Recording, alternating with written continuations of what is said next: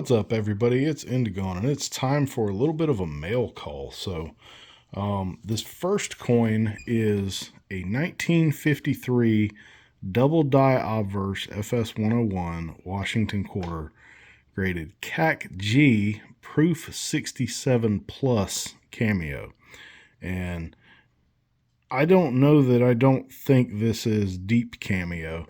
If you just kind of see the angles that it stays cameo, so you kind of turn it and you see that sharp contrast at that angle, usually that means it's deep cameo. Now there are some lines in the fields there, some flow lines, which usually tend to point towards only cameo instead of deep cameo.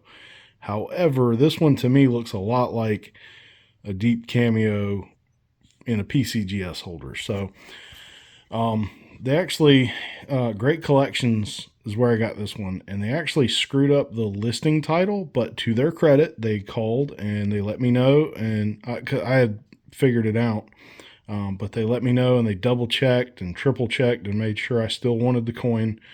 They had it listed as a 67 plus deep cameo, which makes the coin in this grade worth probably about, I don't know, 5 to 7 times what I paid for it if it hits a deep cameo, even in a 67 plus.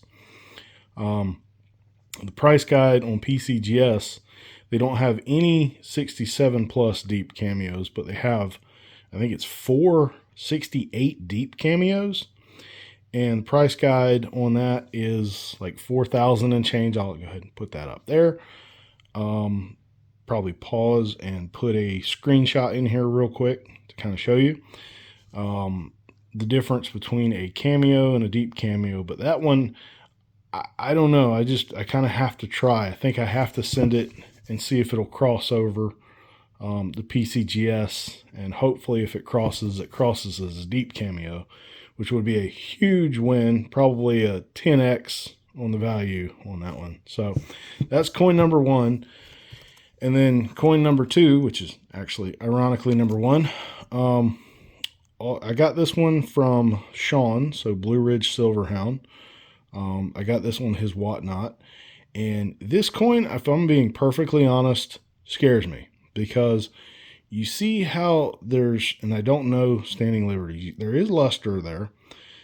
There's not a ton of it, right? So I'm wondering if maybe this one was dipped at some point, or something was done to this obverse. 1924, not a full head, definitely uncirculated. There is some luster. You can see it flow through the walls there. But that's not why I bought it. I bought it because of that. And there is just absolutely loads of luster on the reverse, but it's the color. It's neon greens and purples and oranges, and that is amazing. I don't have a slabbed, well, I do have one slabbed Standing Liberty, and it is a 1917 Type 1, which is, it's in a fair or poor details holder. They said it was Devices Brighton, but it was a family heirloom. It's probably a poor one at best, but this one will make quite the type coin for my collection. I mean, just look at the way that color pops off of there. But again, you contrast that with that, and it kind of scares me, not gonna lie. So hopefully it was just in an album somewhere, and that's the reason why it did what it did. But who knows? This coin will be going to PCGS in my next order, which I am currently working on right over here. This one will go in a crossover order, which will probably be not that long from now either, because I do have a few coins to see if they cross. My dad does as well.